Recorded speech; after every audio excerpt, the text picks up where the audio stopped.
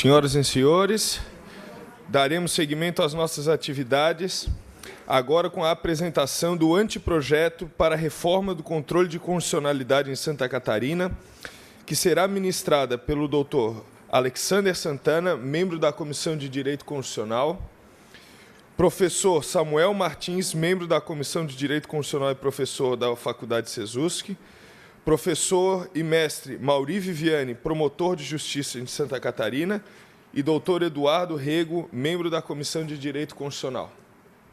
Por favor.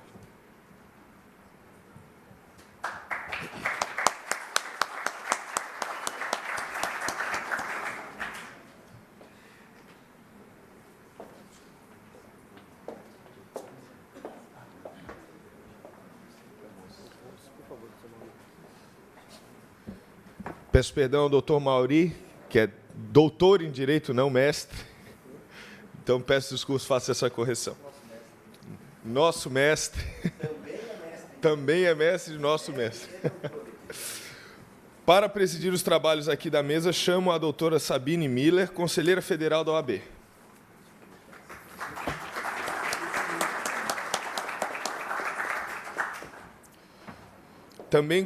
Também chamo a doutora Mainara Campos Borges Pinto da Luz, membro da Comissão de Direito Constitucional da OAB.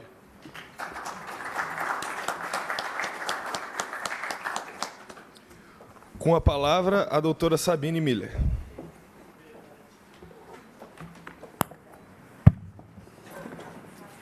Prezadas senhoras, prezados senhores, uma boa tarde. Eu quero primeiro agradecer as palavras do cerimonialista e já passamos diretamente à abertura dos trabalhos. Bom, inicialmente eu vou me apresentar. Como ele já falou, eu sou Sabine Miller Souto, eu sou advogada, eu sou também administradora de empresas, professora de Direito Empresarial na Univale, em São José, e, atualmente, eu estou na condição de conselheira federal pela OAB de Santa Catarina.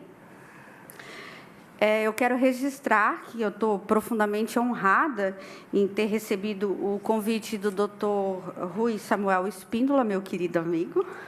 Inclusive, sou amiga da esposa dele, colega de faculdade.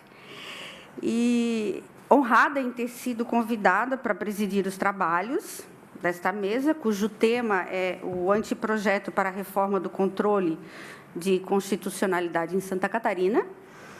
Eu vou fazer uma breve introdução, porque eu já havia registrado, na verdade, depois de ouvir as palavras dos colegas anteriores, nem faz muito sentido, mas sobre o tema, a importância do anteprojeto para a reforma do controle de constitucionalidade de normas estaduais, ele reside no fato de que é necessário garantir a ordem e a coerência do sistema normativo, de um modo que, partindo da supremacia e rigidez constitucional, haja conformidade entre as leis e o fundamento de validade, que é a própria Constituição. Agora eu vou fazer a leitura do mini-currículo. O primeiro palestrante o doutor Alexander Santana, membro da comissão, bacharel pela Universidade Federal do Paraná, ex-procurador federal da AGU e advogado. Boa tarde. E vice-presidente da Comissão de Direito Constitucional. E vice-presidente da Comissão de Direito Constitucional. Desculpe. Obrigado, muito boa tarde a todos. Obrigado pelas saudações, meus cumprimentos a todos, doutora Sabine, a todos os integrantes da mesa, a todos vocês que estão aqui até o final, acompanhando esse maravilhoso congresso. Minhas saudações ao nosso presidente, Rui Samuel Espíndola.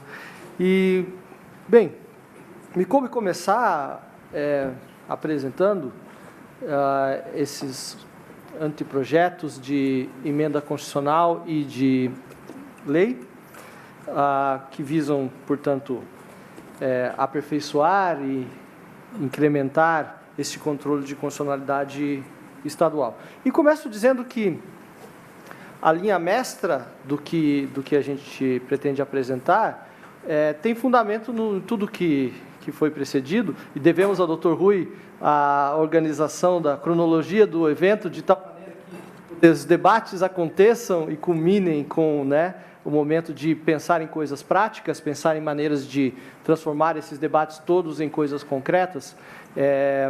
E, portanto, o que nós temos feito como comissão é redigir um anteprojeto, primeiro, de emenda constitucional à Constituição Estadual e também um anteprojeto que visa substituir a atual regulação da Lei 12.069 de 2001 e passe a regular, portanto, esse processo constitucional estadual. E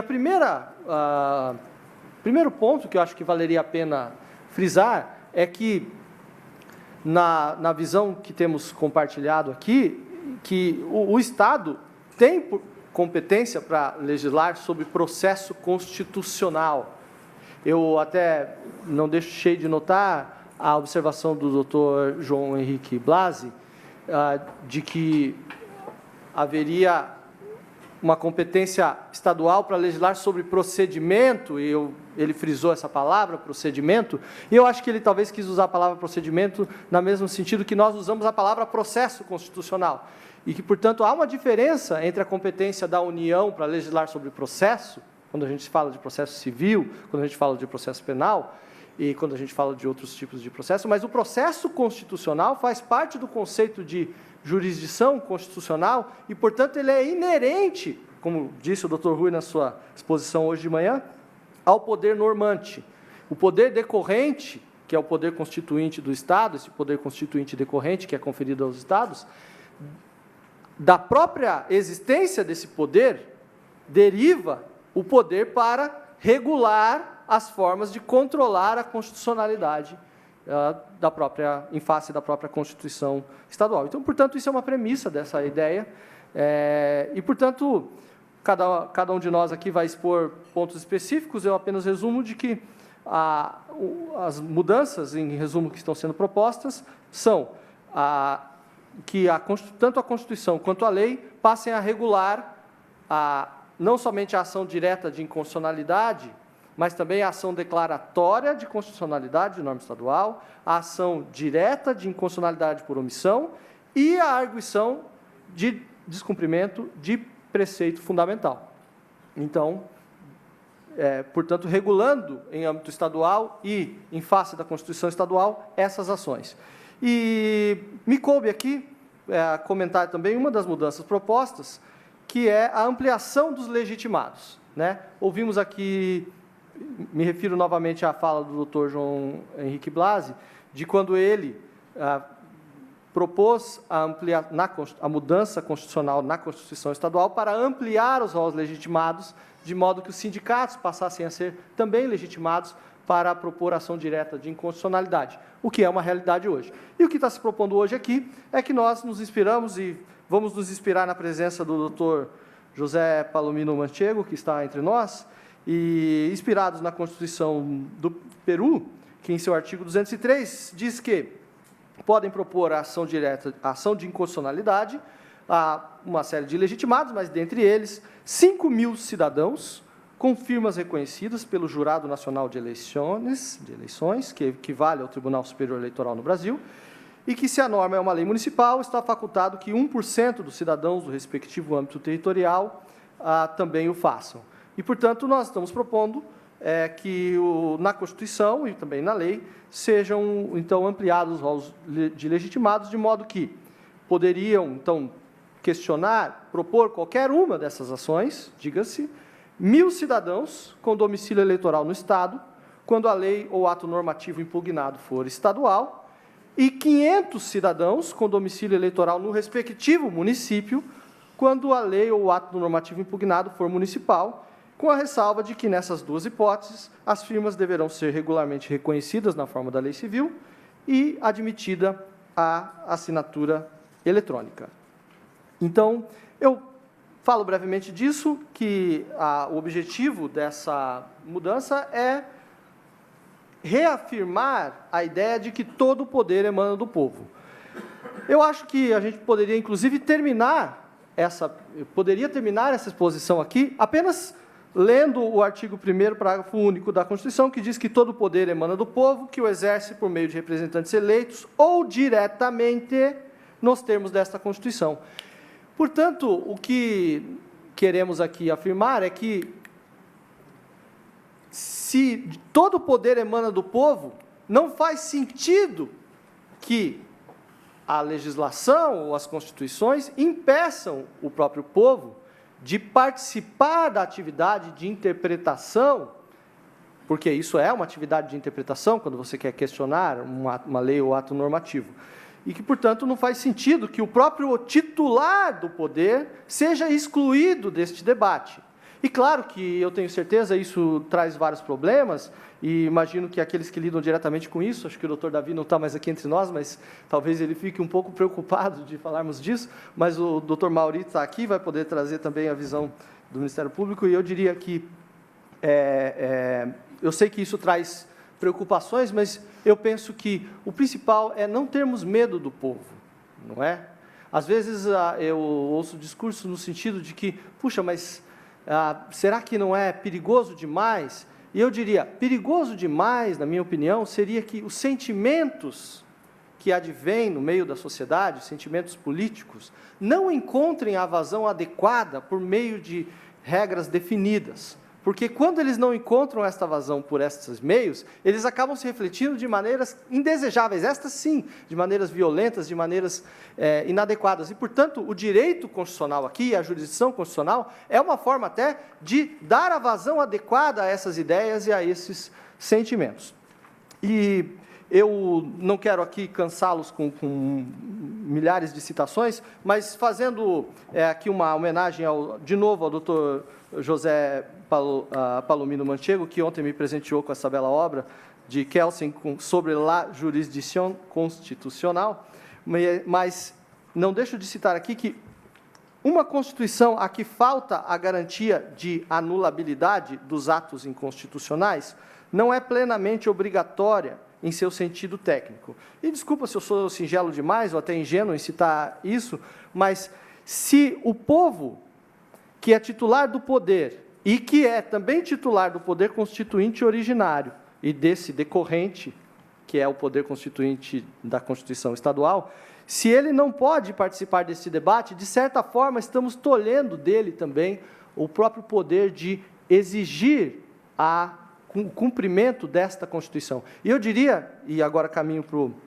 meio da minha intervenção, para logo terminar, é de que ao conferirmos ao povo e a esses legitimados diretamente esta participação, nós estamos permitindo que eles participem deste debate, que eles veiculem suas opiniões. De certa forma, é um direito de liberdade de expressão aqui que estamos reconhecendo como um poder do povo. E veja, isso não é novidade, nós temos vários exemplos de exercício direto do poder, o Tribunal do Júri é um deles, um caso de exercício de poder jurisdicional, veja que daí não é nem de iniciativa, é de julgamento, né, diretamente pelo povo, o habeas corpus, que independe de capacidade postulatória específica, qualquer pessoa pode propor um habeas corpus, né, impetrar, quero dizer. A ação popular é um outro exemplo desse exercício direto, participação do povo diretamente nos assuntos públicos.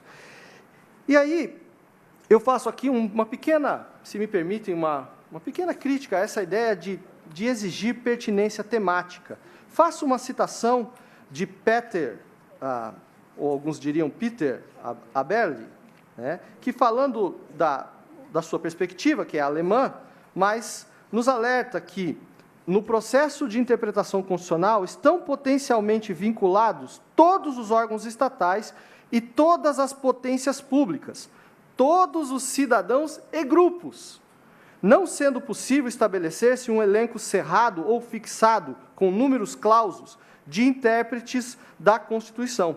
E ele rechaça, portanto, a ideia de que somente aqueles intérpretes vinculados a determinadas corporações, que é o que nosso modelo atual, estejam legitimados a fazer este debate. E ele nos alerta, e eu peço licença para citar, ele nos alerta e nos desafia, de certa forma, de que limitar a hermenêutica constitucional aos intérpretes corporativos, ele coloca entre aspas, ou autorizados jurídica ou funcionalmente pelo Estado, significaria um empobrecimento ou um autoengodo.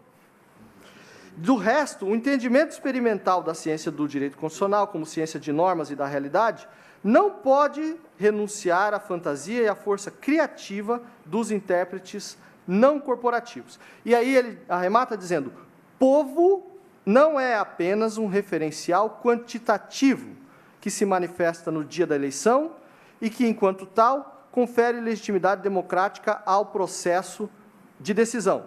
Ele também é um elemento pluralista para a interpretação que se faz presente como forma legitimadora no processo constitucional. E eu diria também o seguinte, não só legitimadora, como uma forma até de afirmar a Constituição Estadual. Por quê? Se nós estamos aqui hoje com o principal objetivo de dizer existe uma Constituição Estadual, ela tem força normativa e existe um espaço normativo inexplorado que deveríamos estudar mais. Essa é a nossa mensagem nesse congresso, eu acredito, doutor Rui. E, portanto, ao permitirmos que mais pessoas participem desse debate, nós estamos permitindo que a Constituição Estadual se torne viva na vida das pessoas. Por quê? O doutor, vou pedir licença para citar uma coisa que o doutor Magno falou no intervalo. Ele disse, olha, eu estou lançando meu livro hoje, mas meu maior desafio é que eu queria que as pessoas lessem o livro. Leiam o livro dele, pessoal. E, de certa forma, eu diria o seguinte, doutor Magno, a gente quer que as pessoas leiam a Constituição Estadual, que as pessoas participem desse debate, e quanto mais gente puder fazer isso, mais ela vai ser lida e mais ela vai ser viva, senão ela é só uma folha de papel numa gaveta ou num arquivo, não é? E, portanto, eu estou sendo, obviamente, aqui um apologista dessa abertura, e, portanto, obviamente, tem críticas que podem ser feitas e que talvez não estejam aqui abrangidas, mas eu vou falar de duas delas só, de que, eventualmente, você pode ter aí a captação de interesse de pessoas desavisadas, certo? Por determinados interesses ou até por determinadas corporações, né? E que, sem ter o devido conhecimento, acabem por legitimar uma declaração, um pedido de declaração de inconstitucionalidade ou qualquer uma das outras ações, sem refletir adequadamente. E eu diria o seguinte, nós aprendemos a votar votando, não é? O sufrágio universal pressupõe o direito de votar certo e o direito de votar errado.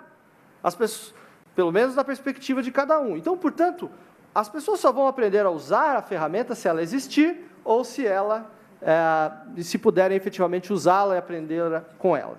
E, então, agora, concluo, porque já me excedi, de dizer que o direito, como já disse o Dr. Paulo de Tarso Brandão de manhã, o direito é uma construção histórica. O direito não se ganha, ele se conquista. E se nós queremos, portanto, afirmar essa autonomia normativa estadual, nós precisamos exercê-la, e é o que nós queremos aqui. E eu encerro aqui, permitindo que os demais possam também concluir. Obrigado.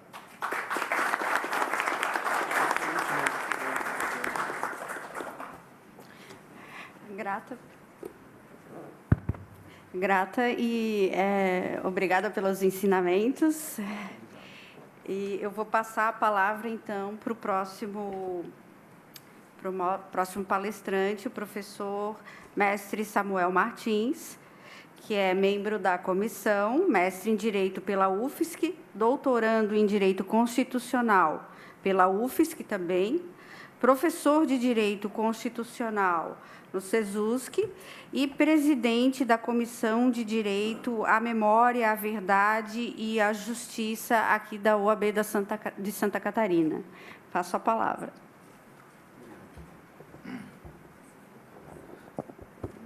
Bem, muito boa tarde a todas e a todos. Eu cumprimento os membros da mesa, na pessoa da doutora Sabine Miller, conselheira federal dessa casa. E cumprimento também o presidente da Ordem dos Advogados do Brasil, de Santa Catarina, na pessoa do Dr. Rui Samuel Espíndola, presidente da Comissão de Direito Constitucional, e sem economizar palavras, parabenizando o doutor pela clareza epistemológica da identificação desse objeto como algo efetivamente relevante para o Estado brasileiro no início desse século XXI. Cumprimento também os membros da Comissão de Direito Constitucional. Eu, de certo modo, sou recém-chegado nessa comissão, fui muito bem recebido, e é uma comissão de alta capacidade de trabalho e muita competência. Isso é indiscutível. Bem, o meu tema que eu vou tratar na apresentação do anteprojeto é sobre o delineamento da ação direta de inconstitucionalidade por omissão no anteprojeto que a Comissão de Direito Constitucional ela tem apresentado. Eu diria o seguinte: uma das vantagens de falar ao final do evento é justamente a oportunidade de tentar estabelecer diálogo com o conteúdo que foi desenvolvido, e é nesse sentido que eu vou desenvolver a minha fala, mas, obviamente, eu corro o risco de ser repetitivo em alguns pontos. Inicialmente, eu vou até mesmo economizar uma exposição sobre a dogmática jurídica da ação direta de inconstitucionalidade por omissão, porque, certamente, a exposição que tivemos do desembargador Blasi foi absolutamente clara e evidente, e eu não seria repetitivo. Bem, no anteprojeto, eu destacaria alguns pontos. Em relação à Constituição do Estado de Santa Catarina, eu destacaria um ponto que foi também indicado pela doutora Milena Mello na exposição de ontem, que é justamente a referência feita no artigo 4º, inciso 1, que trata o título especificamente dos direitos e garantias fundamentais, e nós temos a seguinte construção. Inciso 1. As omissões do poder público que tornem inviável o exercício dos direitos constitucionais serão supridas na esfera administrativa sob pena de responsabilidade da autoridade competente no prazo de 30 dias, contados do requerimento do interessado, vírgula, sem prejuízo da utilização das medidas judiciais. Então, a doutora Milena Petri, de forma muito correta, indicou de que modo isso é, sim, uma abertura de acionamento ao judiciário para situações que sejam identificadas como omissivas. No mesmo sentido, é a expressão do artigo 85, parágrafo 3º, que o doutor desembargador Henrique Blasi também expôs. No anteprojeto, então, esse importante instituto, ele está escrito no artigo 20 e parágrafos seguintes, né? Declarada inconstitucionalidade por omissão, com observância do artigo 22, será dada ciência ao poder competente para a adoção de providências necessárias. Em caso de omissão imputável ao órgão administrativo, as providências deverão ser adotadas no prazo de 30 dias ou em prazo razoável a ser estipulado excepcionalmente pelo tribunal, tendo em vista as circunstâncias específicas do caso e o interesse público. Aplica-se de forma subsidiária o procedimento da ADC. Bem, em relação a esse instituto, eu vou apresentar para os senhores 3 argumentos que, na minha análise, justificam a inserção tão expressa da ADI por omissão no nosso modelo de controle estadual e que também indicam a importância de termos um certo cuidado no delineamento desse tema. O primeiro argumento, que, na minha análise, são argumentos de ordem de complexidade desse instituto, ele diz respeito ao fato da ADI por omissão ela ter como causa de pedir um dever de legislar. Ela tem como causa de pedir um dever de legislar e também, eventualmente, uma omissão da administração pública. Obviamente que isso, numa perspectiva da separação dos poderes, é um ponto que remete a uma complexidade que é conhecida, inclusive, na jurisdição do Supremo Tribunal Federal. Ora, você tem uma ação que o objetivo dela é justamente, no mínimo, a identificação de uma falta dos outros poderes. Agora, se esse primeiro argumento ele é um tanto conhecido, me parece que, no segundo argumento, nós temos um ponto que é bastante específico do controle estadual. Não é? Eu estava me lembrando, a época da elaboração do federalista, e o James Madison, ele, de certo modo, ele resumiu um desafio que nós podemos identificar sob o nome de um desafio madisoniano, que foi justamente de que modo eu vou pensar um modelo que as maiorias, um modelo que seja pautado no poder decisório das maiorias, mas que as maiorias não possam suprimir as minorias. É o grande desafio que os federalistas se colocam.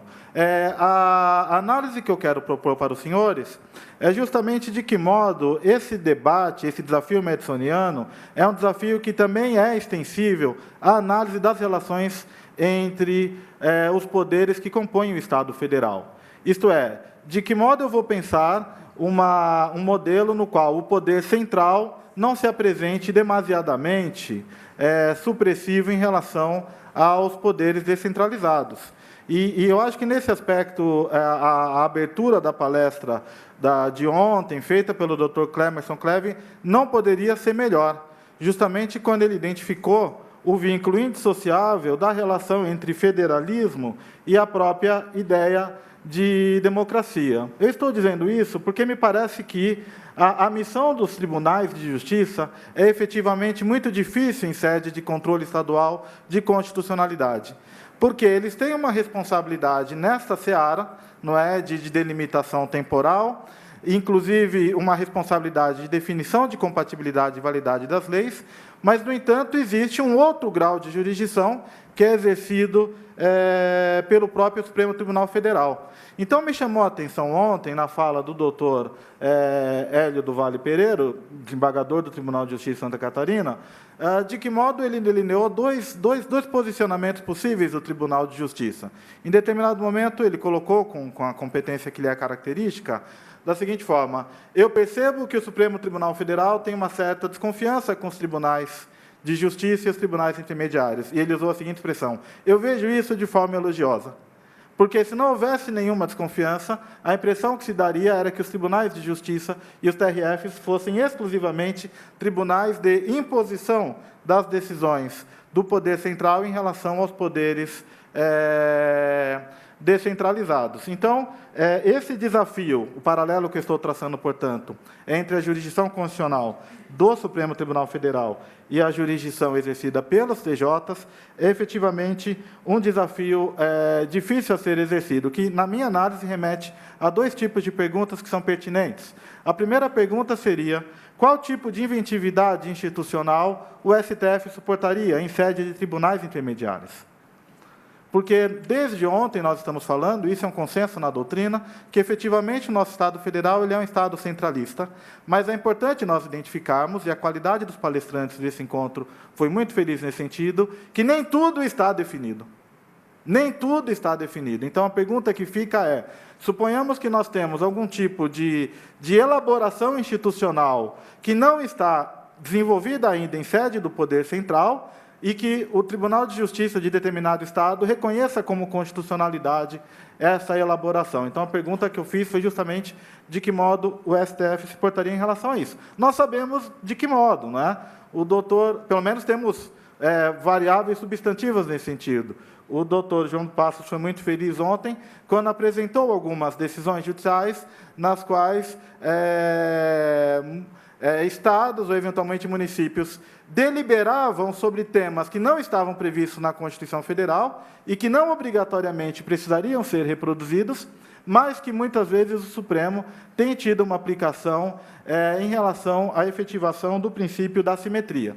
E aí eu chego ao terceiro ponto, que, ainda que ele pareça óbvio, ao meu ver, ele coloca uma complexidade substantiva nesse aspecto, que a autonomia dos entes federados também é um elemento constitucional. Não é? Nunca é demais nós lembrarmos que a organização do Estado Federal é uma relação de uma via de mão dupla. Do mesmo modo que você tem uma definição do poder central em relação aos poderes descentralizados devem fazer, é importante você reconhecer, e isso está no federalista, isso é importante, as colônias não entrariam no pacto, isso foi condição fundamental. A pergunta fundamental na Convenção foi: onde estará a garantia da nossa autonomia? E o consenso só foi obtido quando o doutor Luiz Magno, quando a definição foi: estará na Carta de Fundação desse Estado, na Constituição. Então, o que eu quero dizer, a autonomia dos entes federados também é uma questão constitucional que precisa ser levada a efeito. Eu penso que a ação direta de inconstitucionalidade por omissão, ela nos remete a essa esfera difícil de jurisdição e de análise por parte dos tribunais de justiça. Eu colocaria da seguinte forma: do mesmo modo que que Madison estabeleceu esse desafio, de modo que o poder central não oprimisse os poderes descentralizados, que as maiorias não oprimissem as minorias, eu penso que é necessário que o debate sobre controle estadual leve em consideração que a interpretação da Constituição estadual também é uma esfera de disputa por poder. Tudo bem? Eu penso que a definição sobre a forma de Estado ainda não está peremptória e que, portanto, essa jurisdição estadual é uma esfera de oxigenação da forma de Estado brasileiro no século XXI. Muito obrigado.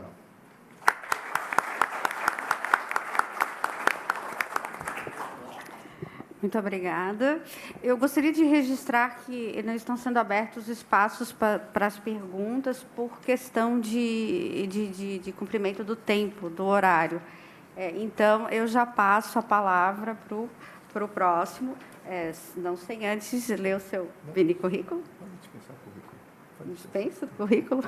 Então, eu passo a palavra para o doutor mestre, para o doutor Mauri Viviani, promotor de Justiça de Santa Catarina. Boa tarde a todos.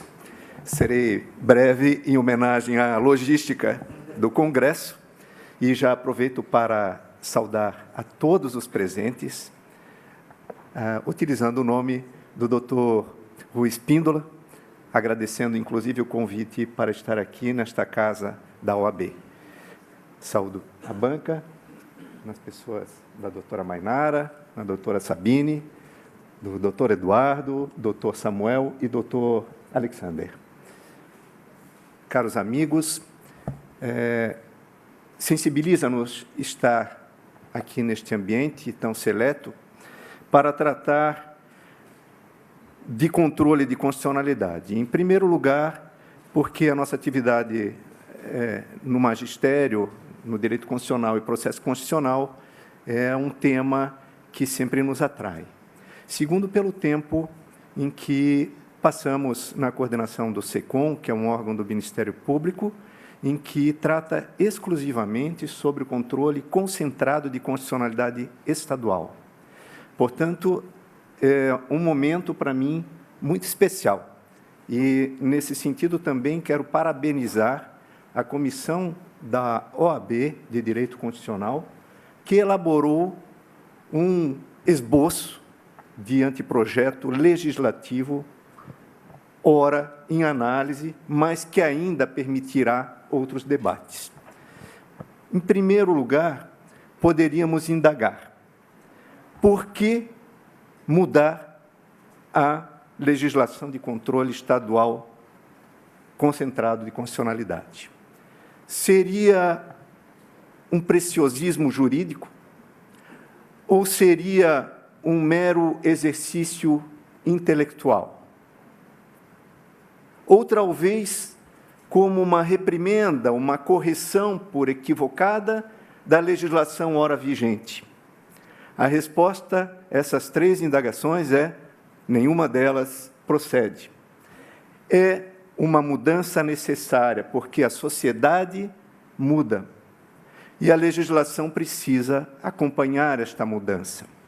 E uma das grandes mudanças que atinge a todos nós dá-se principalmente no decorrer do século XX já, que é com a modificação do parâmetro de análise político-jurídica que temos. E isso não só no nosso país, onde se passou de uma época em que era a época do legislador e, portanto, da legislação infraconstitucional, e de um tempo para cá, principalmente no Brasil, com a Constituição de 88, passamos a ter um outro paradigma, o paradigma da Constituição. Portanto, isto é uma evolução, mas, ao mesmo tempo, traz complexidades. Antes era o mundo do legislador, passamos agora ao mundo do julgador ou dos julgadores, bem retratado pela obra de Zagrebelsky, El Derecho Dúctil, que podemos, talvez, rever até numa leitura em discutindo esse tema. Mas atualizar e modernizar é o que precisa. Em primeiro lugar, lembramos que o próprio controle de constitucionalidade ele passa por determinados momentos históricos. No Brasil, nasce o controle de constitucionalidade difuso justamente no período em que o homenageado Rui Barbosa tanto contribuiu para o seu ingresso no país, que foi por inspiração da Constituição norte-americana, na nossa primeira Constituição republicana de 1891. Surge, então, o controle difuso. Só posteriormente veio o controle concentrado, em 1965, com uma emenda constitucional, número 16, à Constituição de 1946. Mas o que modificou mesmo o controle de constitucionalidade no Brasil foi a Constituição de 1988, que ampliou significativamente e trouxe realmente ao ambiente jurídico e político o controle de constitucionalidade, que, na época, não existia sequer legislação e era produzido por procedimento previsto em norma regimental do Supremo Tribunal Federal. Caminhou-se o tempo, a nossa Constituição de 89, a Constituição de Santa Catarina, contemplou também, por obediência, inclusive, ao artigo 125, parágrafo 2º da Constituição Federal, a possibilidade de fazermos o controle estadual. No início, também não existia uma lei que tratasse do procedimento. Então, era por norma regimental, quando acontecia uma ação direta de inconstitucionalidade.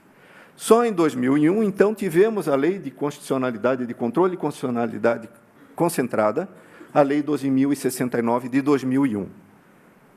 Mas essa lei trata exclusivamente da ação direta de inconstitucionalidade.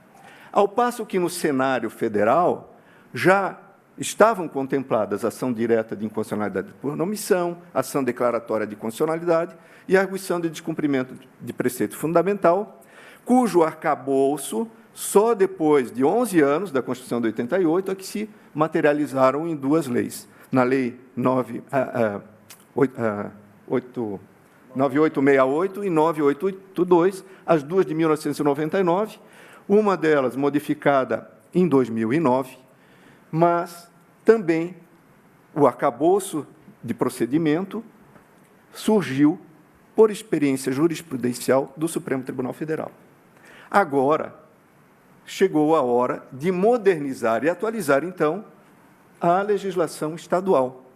Para tanto, é isso que visa, uma renovação, atualização e buscar uma similitude no que concerne a similitude, porque temos autonomia em algo, mas com o modelo federal. Então, estamos no passo do constitucionalismo moderno, contemporâneo, e também no passo do constitucionalismo e do controle de constitucionalidade como existente no Supremo Tribunal Federal. Em que consistem as alterações? Em dois momentos.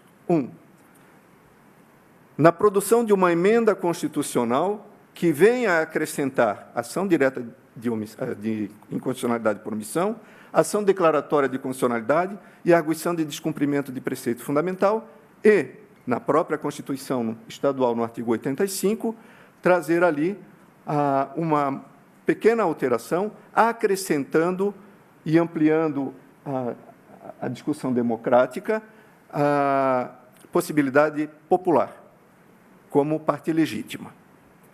Para isso também teria que ser aperfeiçoada a lei ordinária que trataria do tema de processo constitucional.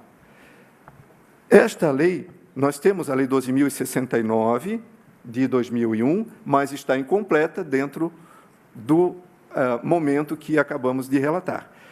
Portanto, o anteprojeto visa a substituir a Lei 12.069 por uma outra lei, moderna, atualizada e renovada, e de um caráter que acompanha o modelo federal, mas também inovando em alguma coisa, como já foi mencionado.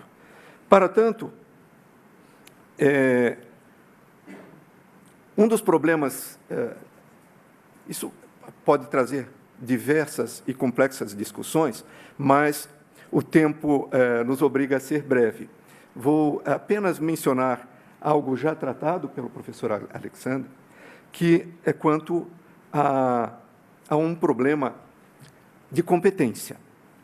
Porque, para talvez o observador menos avisado ou não tão brilhante como os colegas que compõem a Comissão de Direito Constitucional desta Casa, poderia indagar, bem, mas pode-se legislar sobre processo diante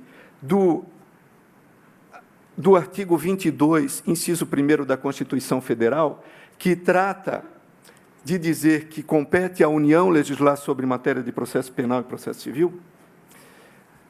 Isto me parece até superado.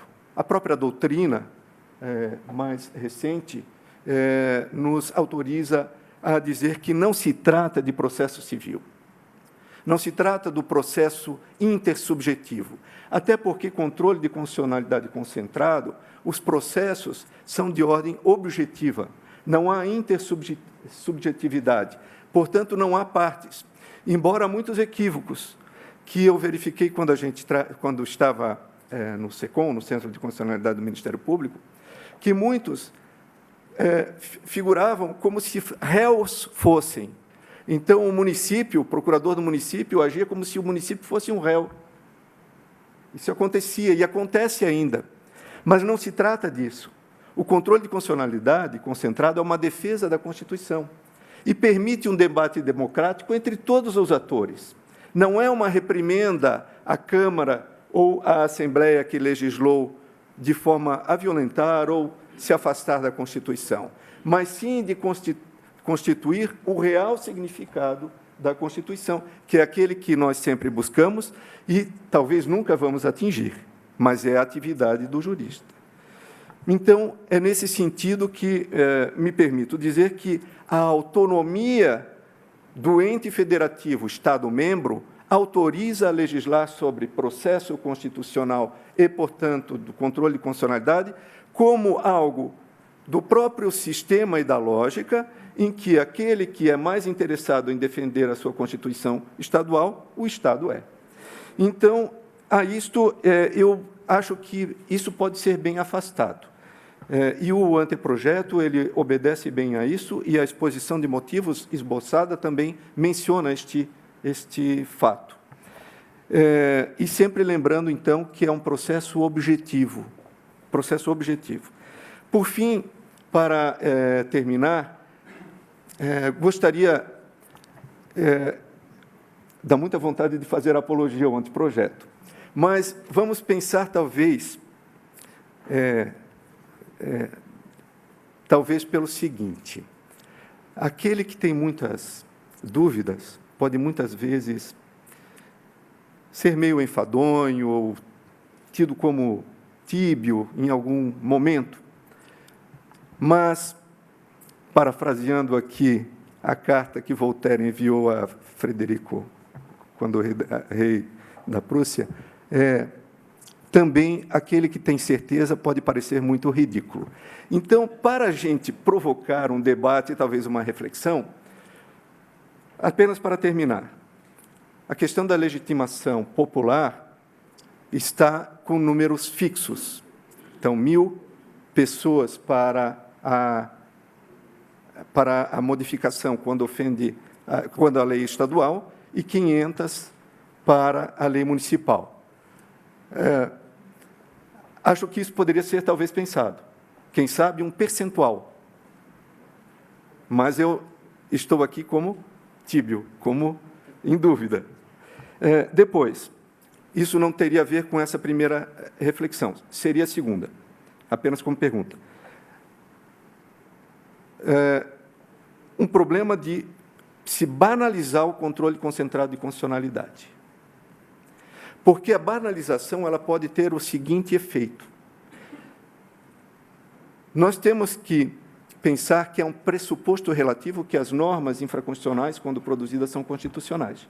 Porque, se nós pensarmos sempre ao contrário, nós vamos gerar insegurança jurídica. Então, é uma reflexão também para a gente, talvez, ter. Terceiro, o problema de hermenêutica, porque as normas têm uma tessitura muito abstrata na Constituição.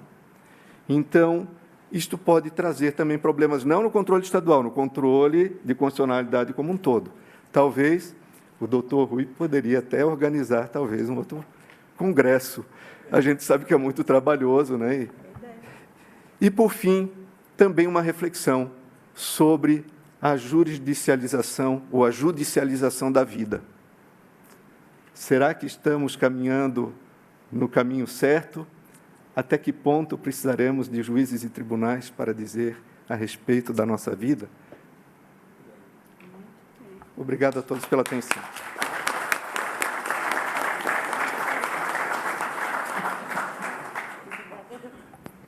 Obrigada, doutor Mauri. Entendi bem direitinho o recado. Agradeço e passo imediatamente a palavra para o nosso último palestrante, o professor doutor Eduardo Rego, também membro da comissão, doutor pela UFSC, advogado, ex-chefe de gabinete da conselheira Sabrina Locken, ex-assessor jurídico do SECOM e professor de Direito Constitucional, Processo Constitucional. Passo a palavra ao doutor. Muito obrigado. Em primeiro lugar, agradeço o convite do professor Rui, cumprimento meus colegas aqui, na pessoa do professor Rui, tranquilizo o professor Rui, dizendo que não tomarei os 15 minutos, né? Serei muito rápido, não tenho a pretensão de fazer uma conferência, estou aqui mais para dar uma notícia do que a gente está fazendo na comissão, né? Vou respeitar o horário aqui para a gente poder ouvir o nosso ministro, que é o que todos querem ouvir. E inicio dizendo que fico muito tranquilo nesse aspecto, porque o doutor Mauri já adiantou alguns pontos que eu queria tratar, sobretudo o histórico que ele fez da nossa legislação, explicou a nossa legislação estadual de 2001, e é nesse ponto que eu inicio, né? A gente teve diversas alterações no controle federal de constitucionalidade concentrado, né? A gente tem, no início, apenas uma ação direta de inconstitucionalidade, prevista na Constituição de 88. Isso vai evoluindo. A gente, em 93, por emenda constitucional, foi incluída a ação declaratória de constitucionalidade. As duas leis, como o doutor Mauri falou, em 99, a 9868 e a 9882, que trataram da ação direta de inconstitucionalidade, da ação declaratória de constitucionalidade e da arguição de descumprimento de preceito fundamental, que, entre parênteses, né, até aquele momento da regulamentação do Instituto não era tão aplicado, né? Havia previsão da arguição de descumprimento de preceito fundamental na nossa Constituição Federal. Existiam algumas arguições, algumas tentativas de arguições no Supremo, mas depois da lei, a DPF deslancha como um mecanismo do controle concentrado.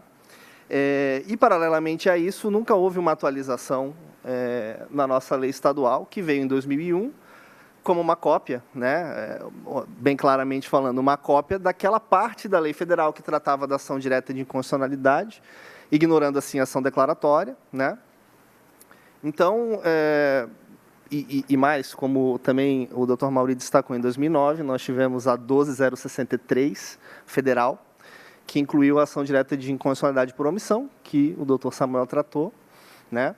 E essa lei atualizou também, o nosso legislador estadual não promoveu nenhum tipo de atualização nesse sentido. Então, partindo desse contexto, desse cenário de desatualização, é que nós, dentro da comissão, resolvemos que talvez fosse o momento de apresentar propostas no sentido de modernizar e de atualizar o nosso controle estadual de constitucionalidade. E assim procedemos, né? Temos já um projeto de emenda e de lei redigido na sua quase totalidade pelo professor Rui, que humilde nos pediu para colaborar, né, com alterações e com sugestões. Nem todo mundo concorda com tudo, então certamente a gente vai ter algumas alterações, alguns temperamentos. O doutor Mauri já colocou ali 4 pedras no nosso sapato. A gente certamente vai ter que lidar com elas.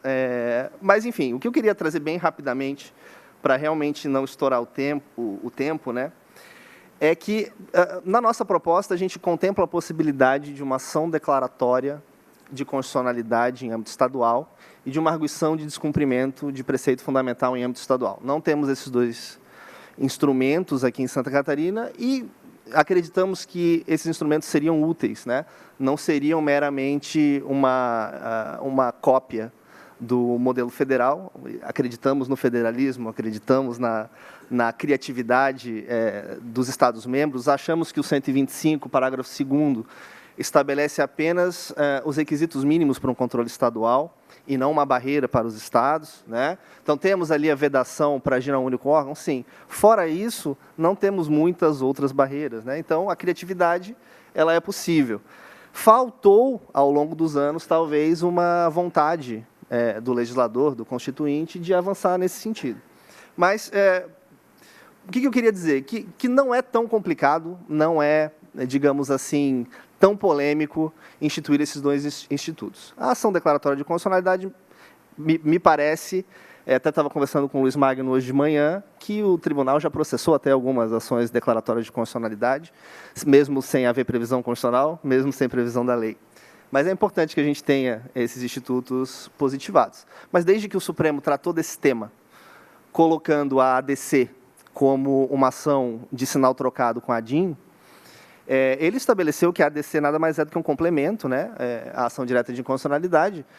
Existem situações em que é necessário buscar o judiciário, que é necessário buscar a Corte Constitucional, que ela se manifeste sobre a constitucionalidade ou inconstitucionalidade, mas o legitimado não concorda com a inconstitucionalidade. Então, não faria sentido que ele fizesse uma ação direta de inconstitucionalidade, pleiteando algo que, no fundo, ele não acredita, né?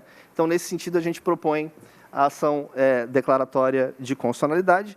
Também debatendo com o Luiz Magno hoje de manhã sobre uma possibilidade de uma DPF, não apenas de uma ADC, não apenas do direito estadual, como está previsto no nosso projeto, mas incluir também as leis municipais.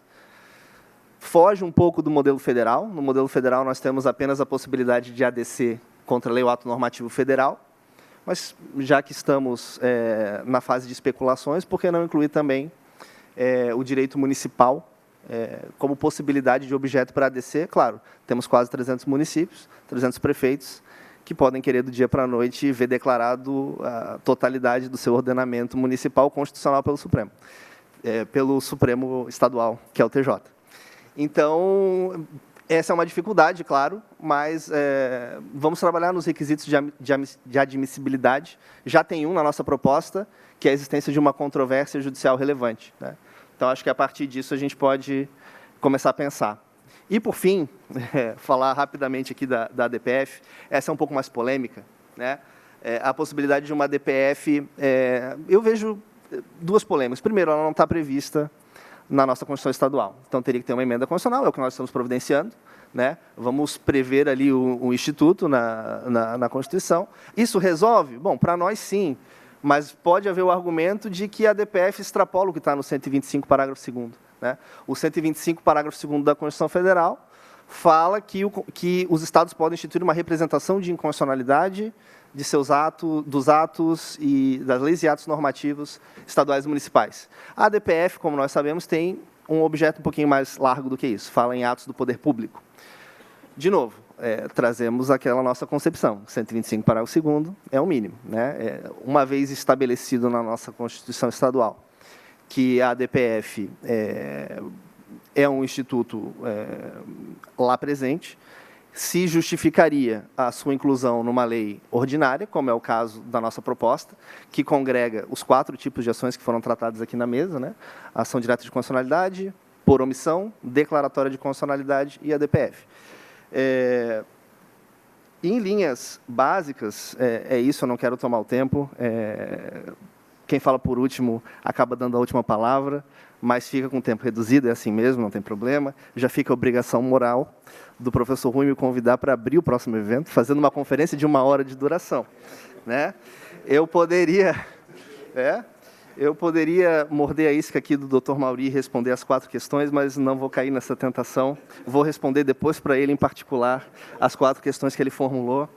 E agora vamos assistir o ministro Gilmar Mendes. Estamos todos ansiosos, né, para assisti-lo. Acho que faltam alguns minutos e 2, 3 minutos. Então é isso. Eu vou passar. Eu agradeço a atenção e digo que a comissão está aberta, a nossa subcomissão do projeto está aberta, queremos sugestões, queremos debater, queremos conversar, sobretudo com quem vai manejar diretamente o controle de constitucionalidade, mas também aos juristas em geral. Acho que as ideias trazidas só acrescentam. Então, agradeço, cumprimos a meta do horário, presidente. Obrigado.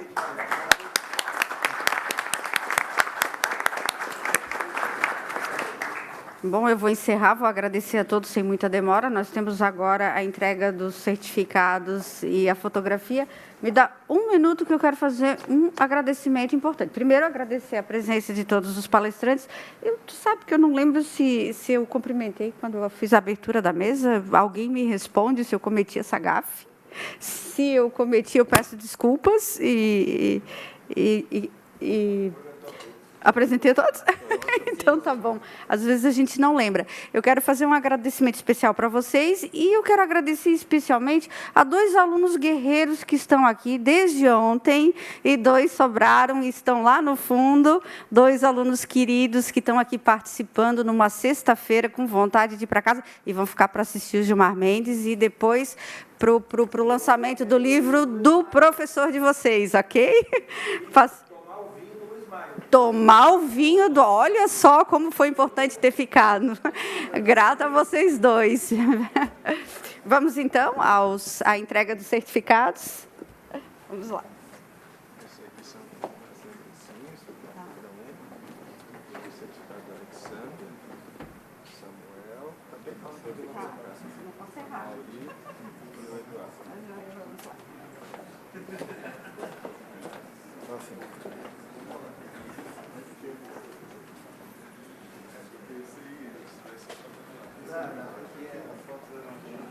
Foi bom ter revisto, mas não. Que bom, que bom.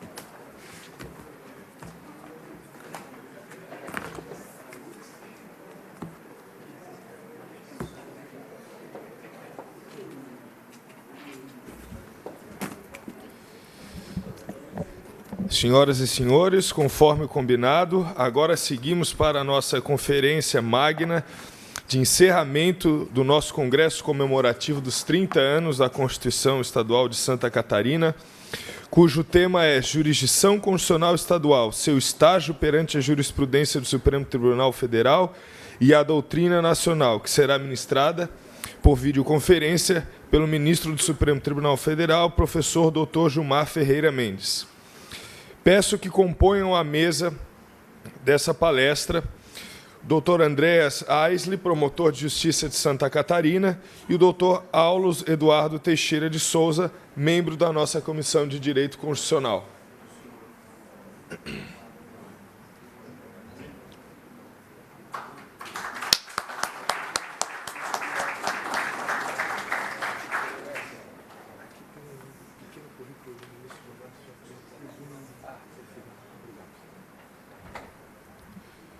Com a palavra, o Dr. Andréas Aisli.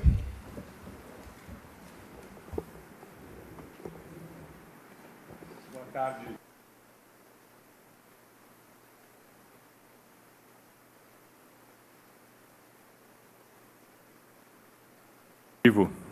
Perdão. Boa tarde novamente, senhoras e senhores.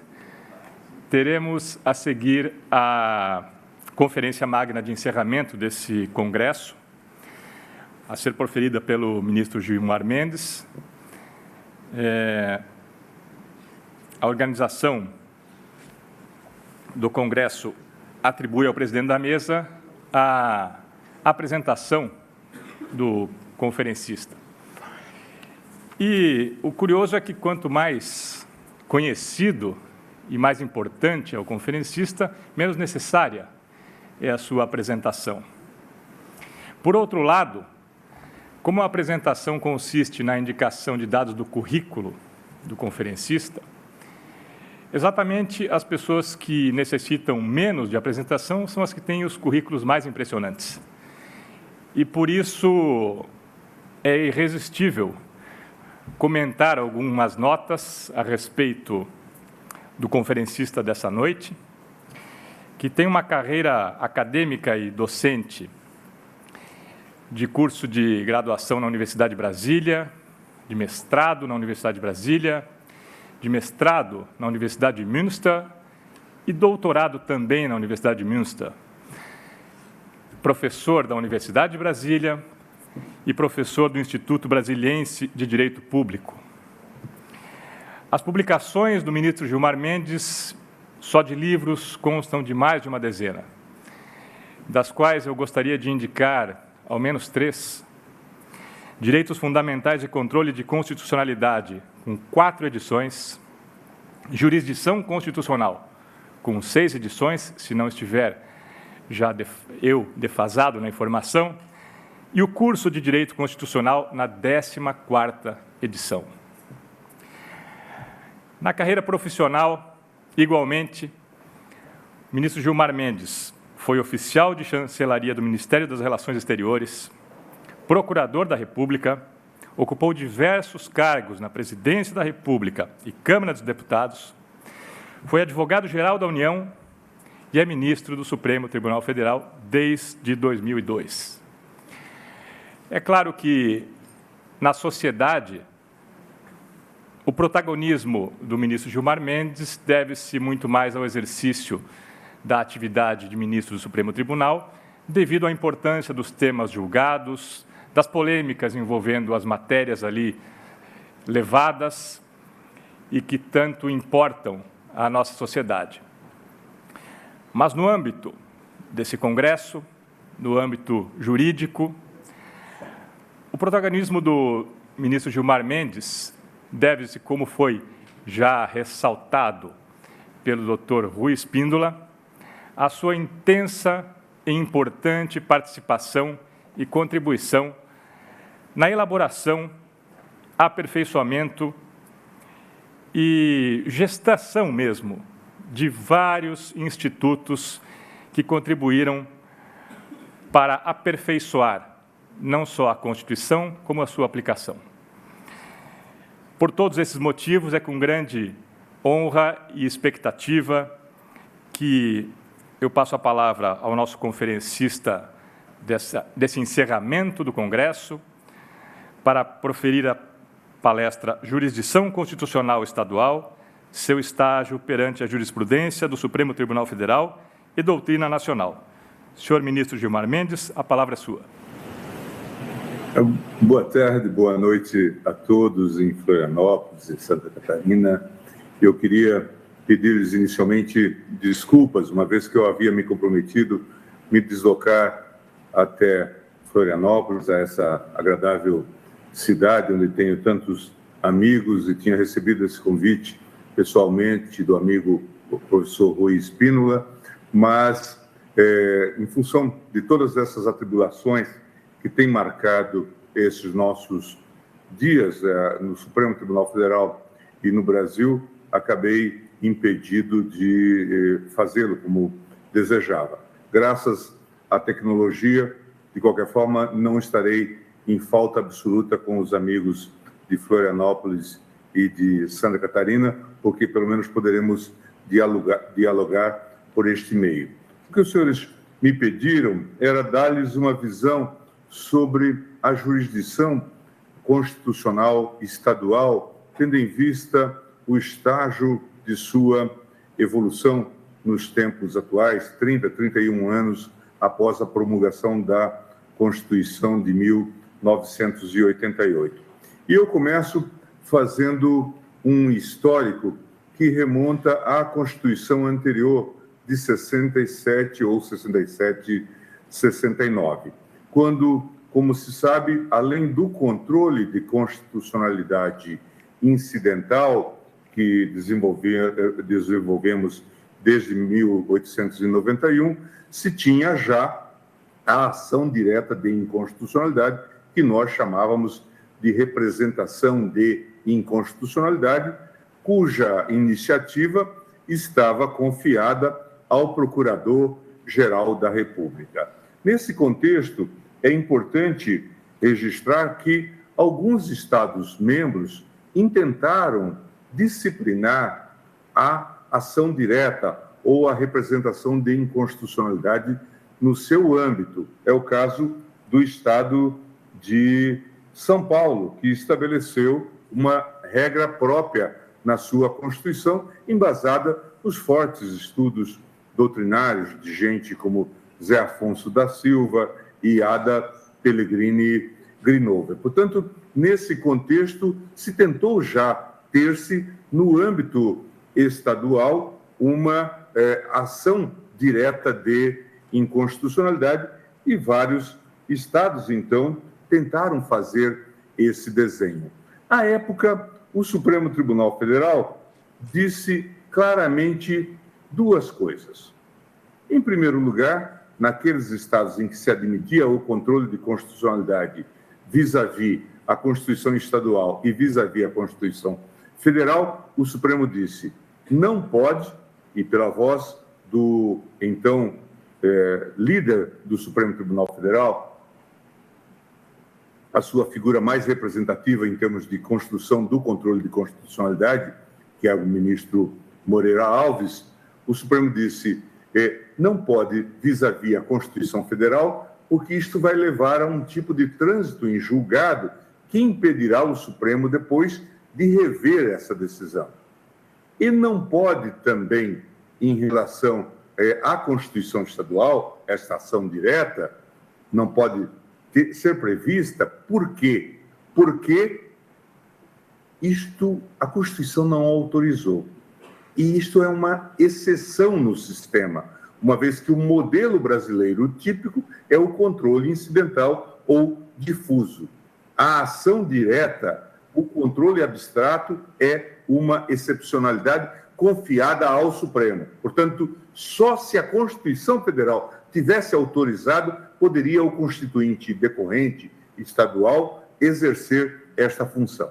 Em suma, por uma ou por outra, o Supremo considerou inadmissível o controle direto no âmbito estadual das leis municipais ou estaduais vis-à-vis a Constituição Estadual ou em face da Constituição Federal. Eis que, então, agora vem essa verdadeira revolução em termos de jurisdição constitucional, que é a Constituição de 1988. Como todos os senhores estudiosos sabem, a Constituição de 88 muda uma série de paradigmas no nosso controle de constitucionalidade, a começar pela ação direta de inconstitucionalidade. Rompe-se com o monopólio da ação do Procurador-Geral. E agora nós temos essa pletora de entes e órgãos legitimados no artigo 103 da Constituição. O Procurador-Geral é apenas um dentre tantos entes e órgãos legitimados. São tantos que nós nem sabemos exatamente quantos são os efetivamente legitimados, considerando a abertura da cláusula da Confederação Sindical, das entidades de classe de âmbito nacional e também partidos políticos, a Ordem dos Advogados do Brasil, em suma, um número elevado de entes e órgãos podem trazer a questão constitucional estadual ou federal ao Supremo Tribunal Federal. Tempos depois desta mudança que se dá em 88, nós vimos surgir, e aí até eu atuei diretamente como um dos formuladores, a ação declaratória de constitucionalidade, que com as adaptações que nós conhecemos, agora feitas pela Emenda Constitucional 45, traduz a ideia de uma ADIM com sinal trocado. Mas essa ação, a ADIM, neste novo cenário, ela revolucionou o nosso sistema de controle de constitucionalidade. Eu digo, com a representação de inconstitucionalidade convivendo com o controle difuso, amplamente dominante entre nós, nós tínhamos um modelo misto com ênfase no controle incidental ou no sistema difuso.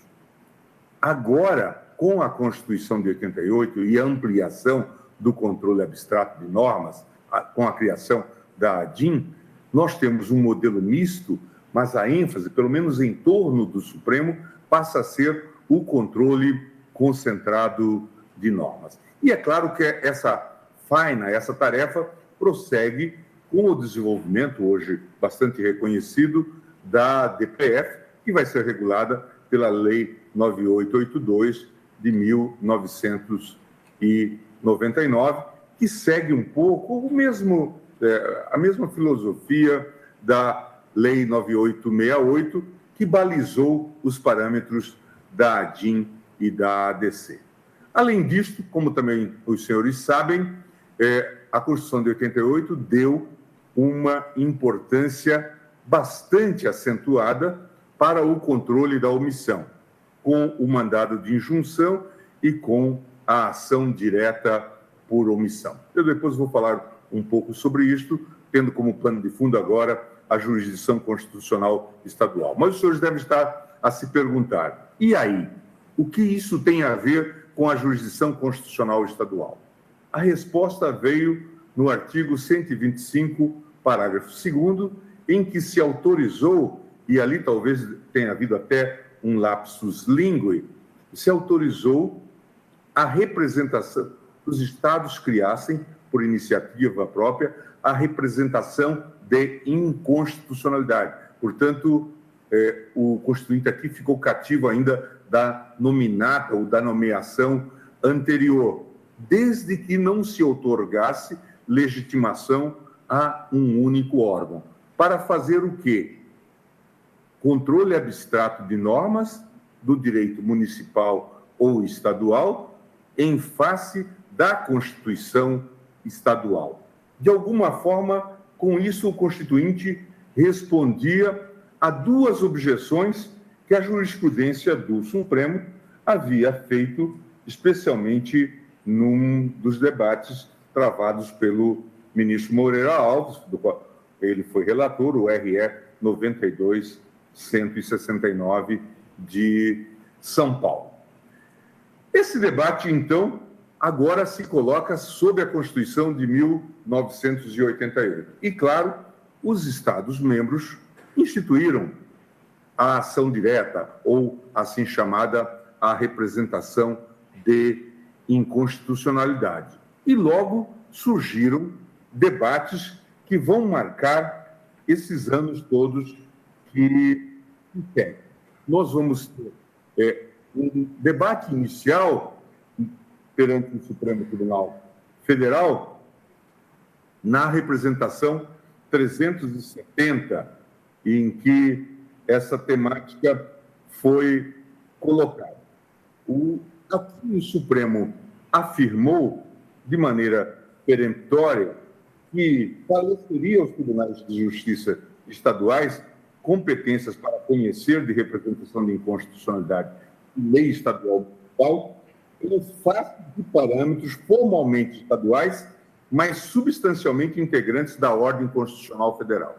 E aqui nós adentramos num campo que todos os senhores conhecem muito bem, que é a relação federativa, às vezes complexa, às vezes conturbada.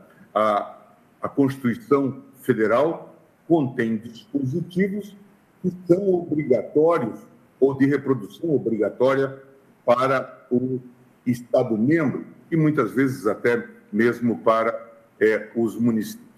E a Constituição de 1988, inclusive, o seu caráter analítico, não poderia ser diferente. E aí, então, se colocava a seguinte indagação. Bem, se o Supremo está a afirmar que toda vez que a Constituição estadual tiver um parâmetro que é reprodução da Constituição Federal, e neste caso estiver vedada a jurisdição constitucional estadual, qual é o sentido dessa norma do artigo 125, parágrafo 2º? E essa questão voltou a ser discutida entre nós e, de novo, a mão hábil do ministro Moreira Alves se colocou e ele disse de maneira muito clara na reclamação 383, ressaltando o quê?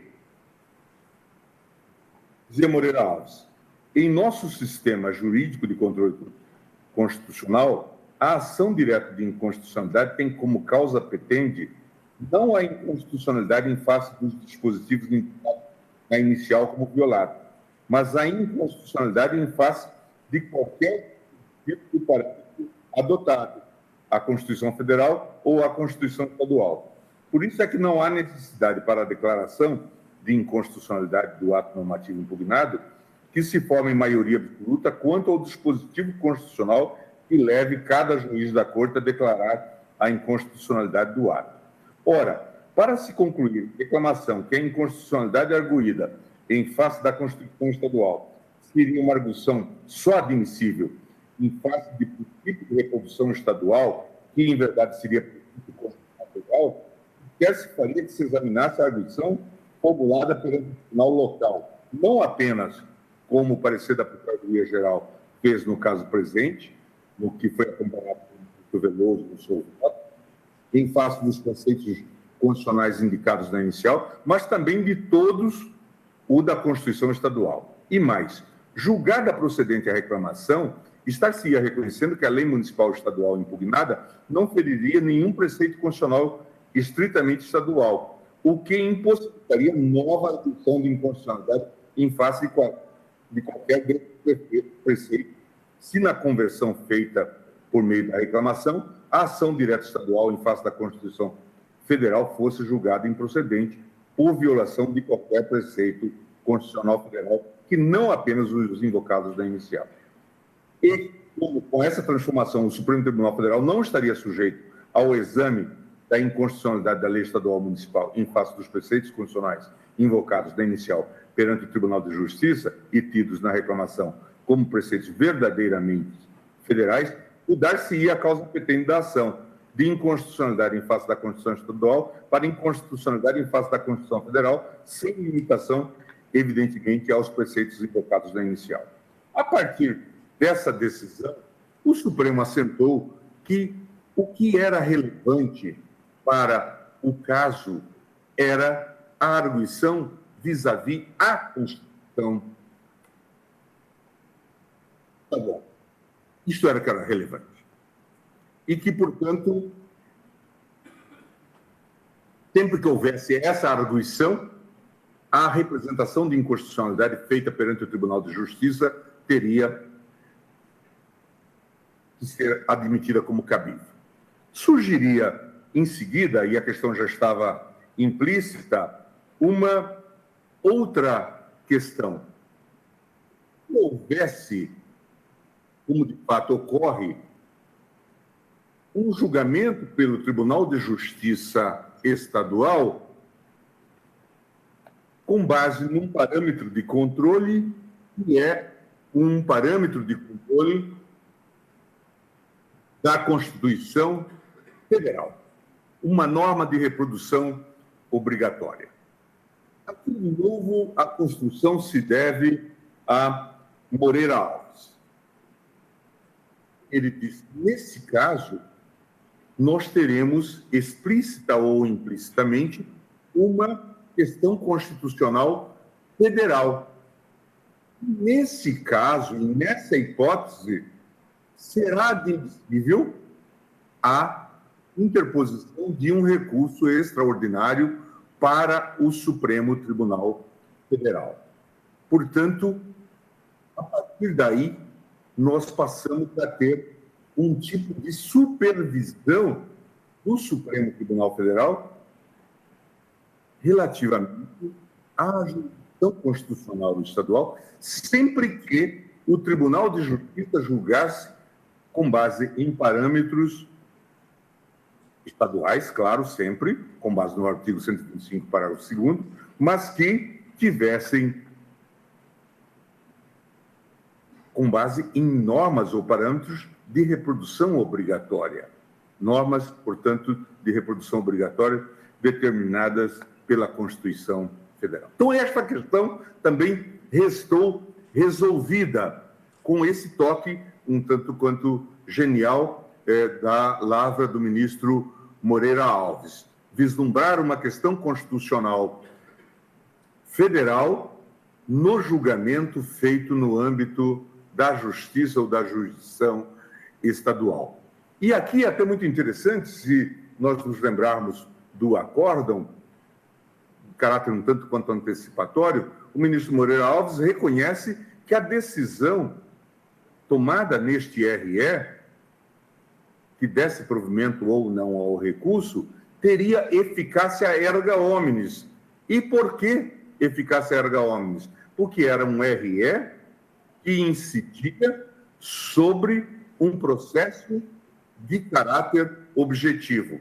Até eu já brincava com alunos em sala de aula, dizendo que, nesses casos, nós tínhamos um RE do B, um RE que não dizia respeito ao controle difuso, mas ao controle de caráter abstrato, cuja decisão seria, por isso, dotada de eficácia erga omnes. Então, essa é uma questão que, de alguma forma, foi encaminhada e, como os senhores sabem, nós temos hoje esse rico diálogo entre a jurisdição constitucional estadual e a jurisdição constitucional do Supremo pela via do recurso extraordinário. Esse recurso extraordinário